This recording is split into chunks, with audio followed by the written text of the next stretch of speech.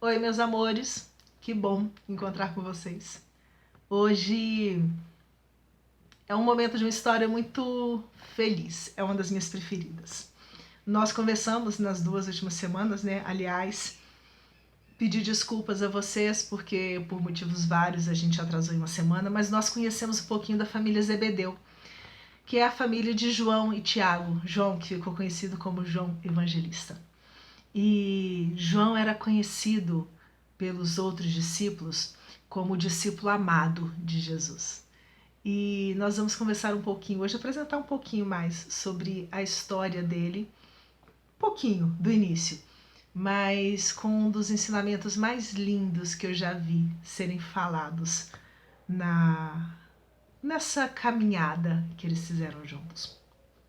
João, quando conheceu Jesus, nós mencionamos isso lá atrás, ele era muito jovem, ele era um adolescente. Alguns dizem que ele devia ter em torno de uns 12, 13 anos de idade por aí. Seu irmão Tiago também era jovem, mas João era o novinho da história. E sabe aquela situação que a gente encontra às vezes na nossa casa de um jovem, um adolescente, que tem às vezes um irmão mais velho, ou um primo mais velho, ou um tio mais novo, e que esse tio, ou primo, ou irmão mais velho vira quase que como se fosse um ídolo, e aquele jovenzinho segue, se inspira, quer estar junto, quer aprender, quer participar? Pois é. Os espíritos dizem que João era assim com Jesus. Aonde ele podia, ele estava seguindo Cristo. Mesmo que de longe, enquanto Jesus conversava com as pessoas, enquanto Jesus dava suas lições, mas João esteve perto do Cristo nos principais momentos da história de Jesus. A gente vai falar um bocado ainda sobre ele. Mas tem uma história muito linda por causa da poesia dela, que é contada num livro chamado Diretrizes Apostólicas. Nesse livro, um espírito chamado Blandina, que viveu lá atrás, né, perto da época de Jesus e que foi uma cristã dos primeiros tempos, ela vai trazer algumas histórias em torno da vida de alguns dos discípulos do Cristo. E a primeira história que ela conta é exatamente a história de João. E ela fala que João seguia Jesus apaixonadamente por todos os lugares. E era aquela paixão da empolgação, da vontade de estar junto, de estar maravilhado com as notícias da boa nova, né, que Jesus estava trazendo, as notícias daquele mundo de paz, daquele mundo maravilhoso, aquele reino de Deus que era um lugar feliz, ao contrário do lugar de tantas tristezas, de tantas injustiças que eles estavam acostumados a ver aqui no mundo.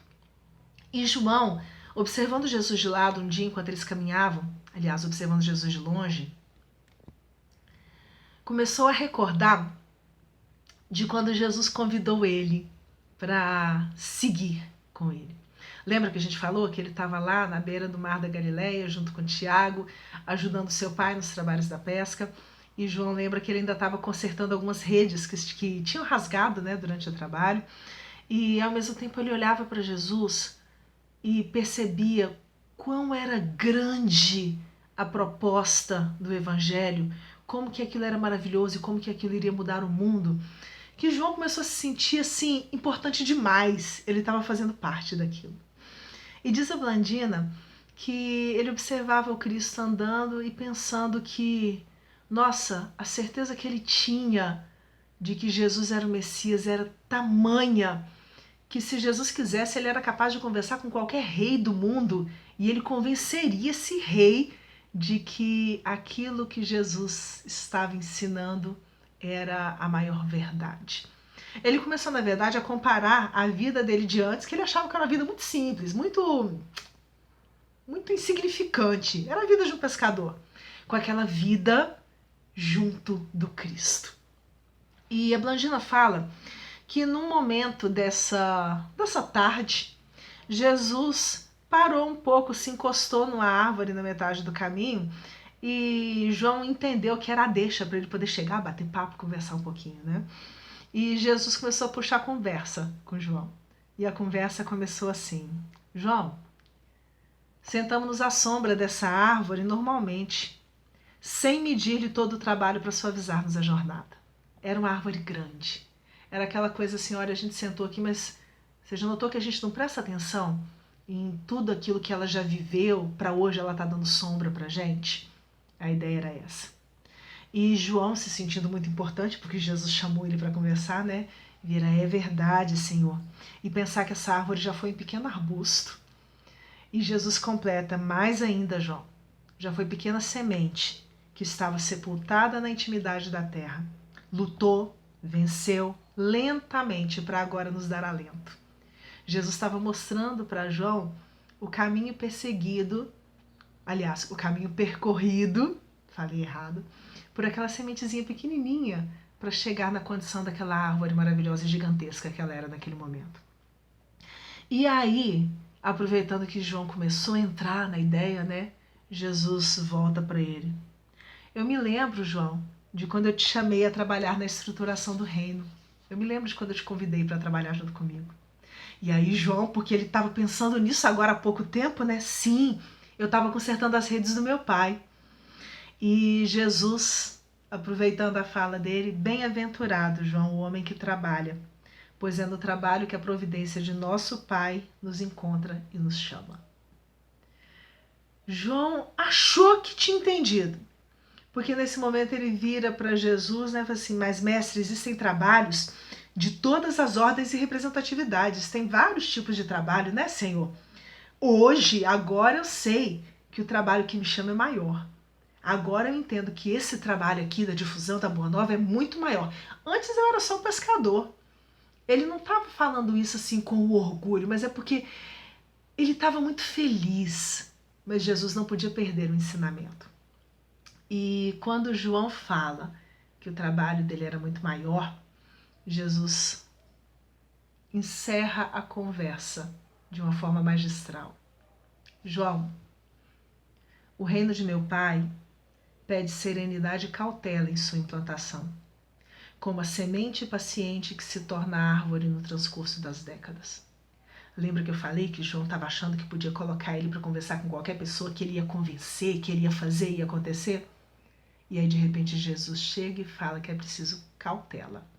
Vai devagar, vai com calma. Em verdade te digo que a semente foi lançada, mas os frutos serão colhidos somente no decorrer das eras que hão de vir. A gente semeou, a gente está semeando. Mas quando que esse fruto vai eclodir, quando que essa árvore vai crescer, isso daí não depende da gente.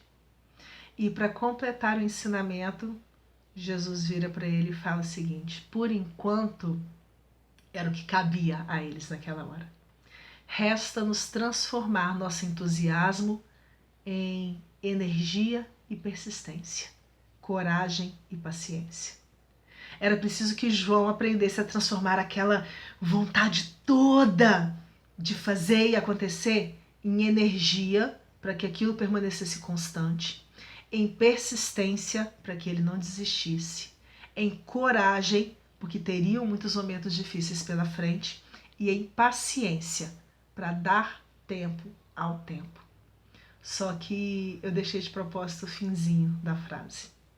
Resta-nos transformar nosso entusiasmo em energia e persistência, coragem e paciência, para que possamos consertar as tramas da rede imensa do tempo. A gente constrói o reino de Deus com serenidade e cautela, consertando os erros que nós deixamos no nosso caminho lá para trás.